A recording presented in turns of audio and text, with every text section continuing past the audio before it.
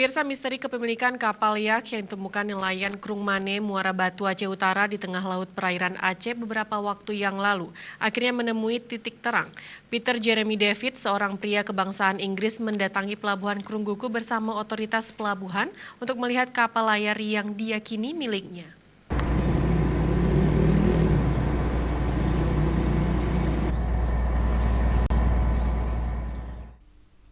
Peter Jeremy David, pria asal Inggris berusia 70 tahun ini, tiba di pelabuhan Krungguku Sabtu sore untuk melihat langsung kapal miliknya yang terdampar ke perairan Aceh.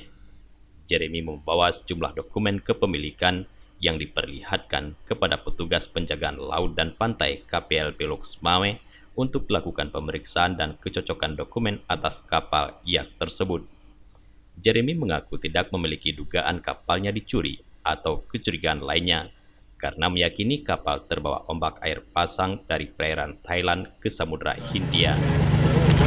Arrived in Aceh yesterday morning, and Jadi dia hari ini intinya mengidentifikasi masalah apa aja yang ada di boot, dan kemudian mencari tahu, kemudian dia nanti balik ke sana, kemudian balik lagi dengan krunya, kemudian mencoba untuk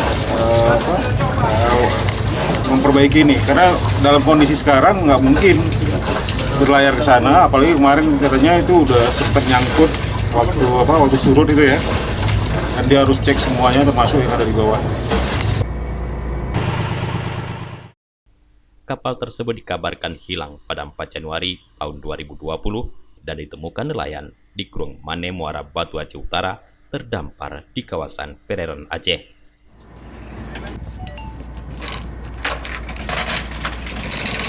Dari Aceh Utara, Tim Liputan Aceh TV melaporkan.